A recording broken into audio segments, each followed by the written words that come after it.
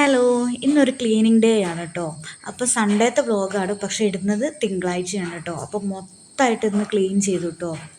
നമ്മളെല്ലാ ആഴ്ചയും അടിച്ചു വാരും തുടയ്ക്കുമെങ്കിലും അങ്ങനെ പൊടി തട്ടി മൊത്തം ഡീപ്പായിട്ട് അങ്ങനെ ക്ലീനൊന്നും ചെയ്യാൻ ടൈം കിട്ടാറില്ല.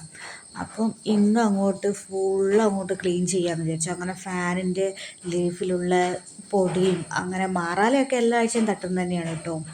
അങ്ങനെ മാറാലയെല്ലാം തട്ടി പിന്നെ ഏട്ടൻ്റെ മെഷീൻ അത് സോഫേൻ്റെ അടിയിലും ദിവാൻ്റെ അടിയിലും അവിടെ ഇവിടെയൊക്കെ കൊണ്ടിട്ടുണ്ടായിരുന്നു. അപ്പോൾ അതെല്ലാം പൊടി തട്ടി ക്ലീനാക്കി എടുത്ത് വെക്കുക കേട്ടോ. നമ്മൾ ഇത്രയും പൊടിയിലാണോ കിടന്നതെന്ന് ഓർക്കുമ്പോൾ എനിക്ക് തന്നെ ഒരു അത്ഭുതം.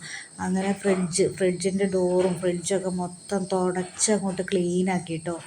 പിന്നെ ഒത്തൊരുമിച്ച് നിന്നാൽ മലയും പോരും എന്ന് പറയുന്നത് പോലെ ഞങ്ങൾ മൂന്നാളും കൂടി കേട്ടോ ചെയ്തത്. എൻ്റെ മോൻ അവനെ കൊണ്ട് പറ്റുന്ന രീതിയിലുള്ള എല്ലാ ഹെൽപ്പും ചെയ്തു കേട്ടോ. ഏട്ടനും അതെ, ഏട്ടനെ കൊണ്ട് പറ്റുന്ന രീതിയിൽ ഏട്ടനും എന്നെ ഒരുപാട് ഹെൽപ്പ് ചെയ്തു കേട്ടോ എല്ലാം ചെയ്യാനായിട്ട്.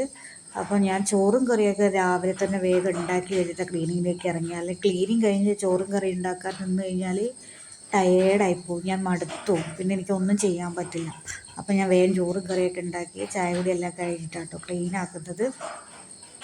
അങ്ങനെ ഫ്രിഡ്ജിൻ്റെ ഡോറൊക്കെ ക്ലീനാക്കാൻ മോനും നന്നായിട്ട് ഹെൽപ്പ് ചെയ്തു കേട്ടോ.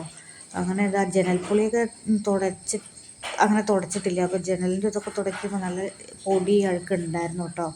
അങ്ങനെ ഏട്ടൻ അതാ ഫ്രിഡ്ജ് ഇങ്ങോട്ട് മാറ്റിയിട്ട് അതിൻ്റെ ബാക്കിലെ ഡോറല്ലല്ലോ എന്താ ആ വെള്ളം വെക്കുന്ന സാധനം എടുത്തിട്ട് ക്ലീൻ ചെയ്തപ്പോൾ അവിടെയുള്ള പൊടിയെല്ലാം അടിച്ച് കളയട്ടോ. അപ്പോൾ ആ വെള്ളം കളഞ്ഞ് അതിൻ്റെ അകത്ത് ഞങ്ങൾ ഡെറ്റോൾ ഒഴിച്ചിട്ടോ അതിൻ്റെ അകത്ത് വെക്കുക. അപ്പം നമുക്ക് അത് ഫ്രിഡ്ജ് എവിടെയാണോ വെക്കുന്നത് അവിടെ നമുക്കൊരു സ്മെല്ലും കിട്ടും, പിന്നെ കൊതുക് വരില്ല, കൊതുക് മുട്ടയിടില്ല.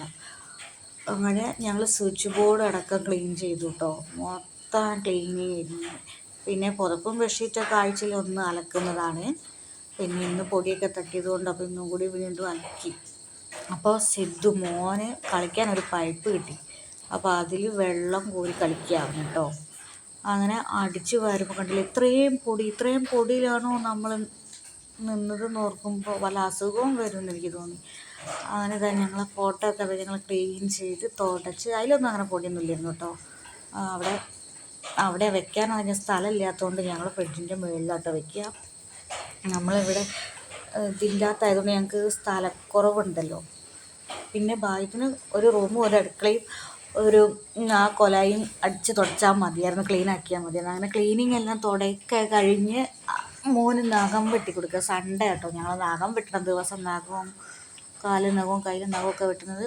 അങ്ങനെ അത് താഴത്തെ ബാക്കിലത്തെ സ്റ്റെപ്പ് മോനെ വൃത്തിയാക്കുന്നു കേട്ടോ. നല്ല നീറ്റായിട്ടാണ് വൃത്തിയാക്കിയിട്ട് കണ്ടില്ലേ, നല്ല വൃത്തിയായിട്ടുണ്ട്. അപ്പോൾ അവനെ കൊണ്ട് പറ്റുന്ന രീതിയിലുള്ള എല്ലാ ഹെൽപ്പും അവൻ ചെയ്തു. അങ്ങനെ കുളിയെല്ലാം കഴിഞ്ഞ് ഞാനതാ ആ ബെഡ് വിരിയും സോഫ വിരിയൊക്കെ എടുത്ത് മാറ്റിയതൊക്കെ പുതിയത് വിരിക്കുക കേട്ടോ.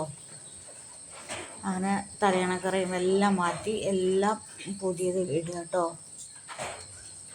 കുളിക്കുന്നതിൻ്റെ ഇടയിൽ അവിടെ ബാത്റൂം കയറിയപ്പോൾ ബാത്റൂം ക്ലീൻ ആക്കി കേട്ടോ. ആ വീഡിയോ എടുക്കാനൊന്നും പറ്റിയില്ല കേട്ടോ. അങ്ങനെ അപ്പോൾ ഇന്ന് മൊത്തം ഒരു ക്ലീൻ ഡേ ആയിരുന്നു.